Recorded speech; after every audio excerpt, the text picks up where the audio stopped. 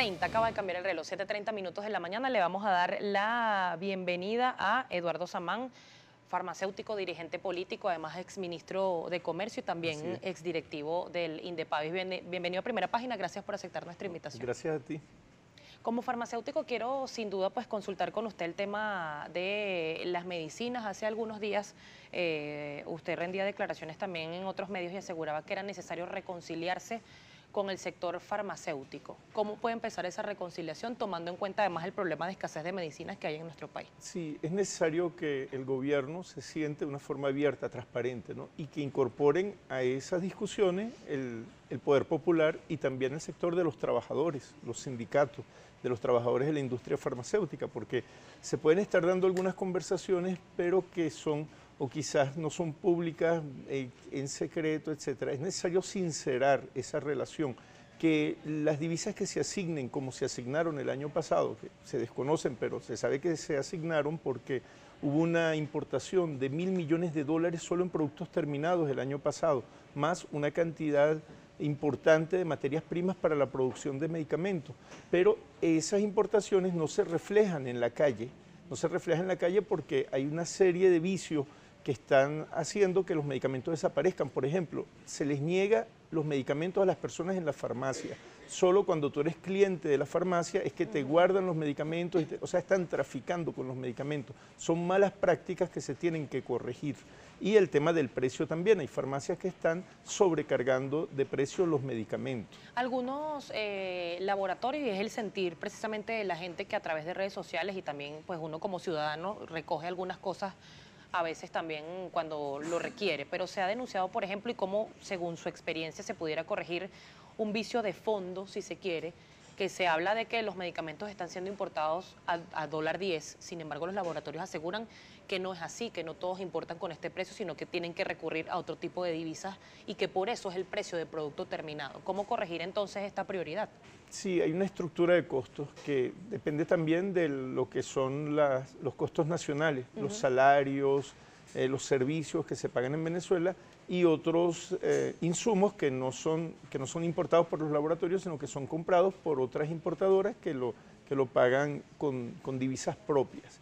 Entonces, hay una suerte de que a pesar que se otorga la divisa preferencial, el precio del medicamento no es quizás el más deseado, aunque en estos días una empresa que lo que hizo fue poner en el mercado alrededor de 10, 12 medicamentos importados desde Portugal y fue una denuncia que hizo la Federación Farmacéutica. También la empresa fue sobrejuzgada porque ellos vendieron un losartán que tiene 60 unidades.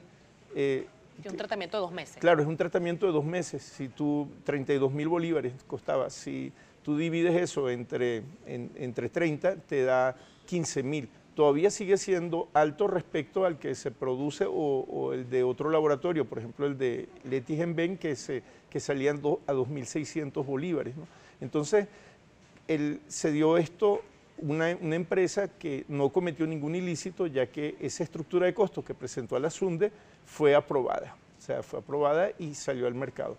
Es elevado.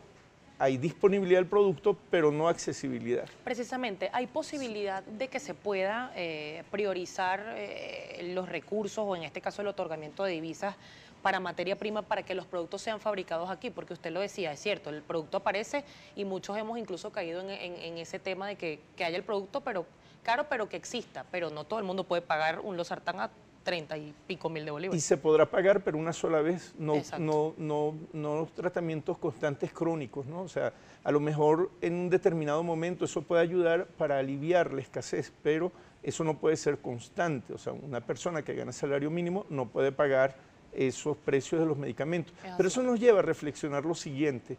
En Venezuela, los precios de los medicamentos son los más bajos del mundo, es decir, que el pueblo venezolano tiene acceso a los medicamentos.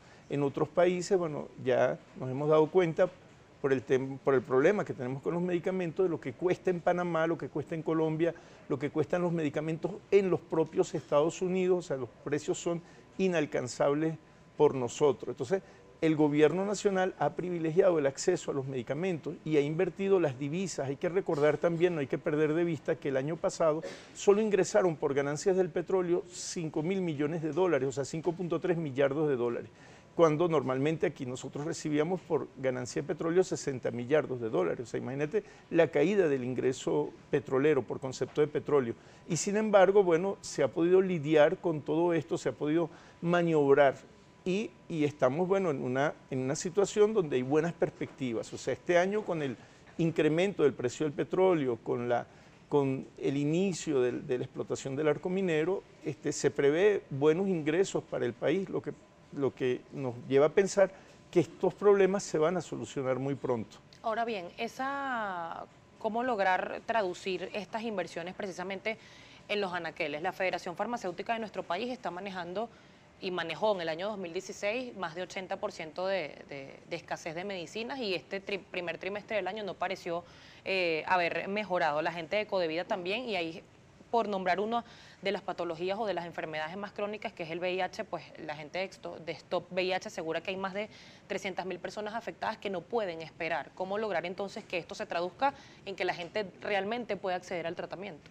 Claro, mira, por un lado, los medicamentos de uso masivo. Es necesario que la SUNDE opere. Yo creo que hay una suerte de ausencia, ¿no?, de esa institución a nivel de las farmacias. No se vigila el suministro de medicamentos. Yo he visto cómo medicamentos pasan, una droguería lo vende a Cumaná o a Ciudad Bolívar, y esta después se la vende a otra droguería que está en Mérida, y esta droguería en Mérida se la vende a una farmacia en Barinas, y después el medicamento desaparece, pasa por la frontera. Entonces no hay una vigilancia efectiva sobre los pocos medicamentos que están entrando al sistema, que se están produciendo, que se están importando, para que esos medicamentos permanezcan en el país. Esto es por un lado, hay una ineficiencia de la SUNDE. Por otro lado, el tema de los medicamentos de alto costo. Medicamentos de alto costo, se tiene que evaluar el precio del medicamento. No solo en Venezuela es el problema del acceso a medicamentos para enfermedades que llaman catastróficas, mal llamadas catastróficas, pero son enfermedades como el cáncer, la artrosis o las enfermedades raras. Los tratamientos son extremadamente caros, donde no se justifica los costos de producción respecto al precio. O sea, solamente los medicamentos son caros porque son para enfermedades graves. O sea, y eso hace que los laboratorios exijan precios mayores, como son medicamentos para salvar vidas, entre comillas, porque al final no terminan salvando ninguna vida. Porque sí, no es garantía. No es garantía, porque los productos oncológicos no son garantía que la persona va a sobrevivir, ¿no? Quizás ellos puedan alegar que, bueno, que extiende la vida, etcétera, que mejora las condiciones, pero que ninguno te garantiza que te va a curar, ¿no? Pero es un derecho a recibirlos, claro, en el momento en que se requieran, pues. Por supuesto, pero el tema del precio, o sea, el precio se tiene que cuestionar.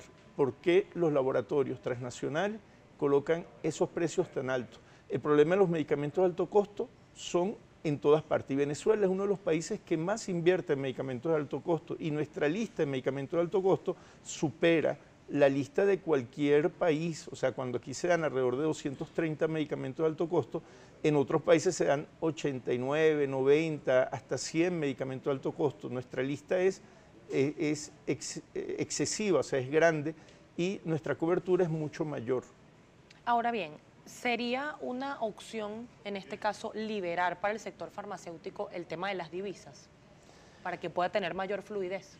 Mira, ya lo vimos con los alimentos. El tema es que comprar alimentos o medicamentos a precios internacionales, eso puede resolver un problema inmediato, un problema puntual, pero no puede ser constante porque nuestros salarios no están internacionalizados.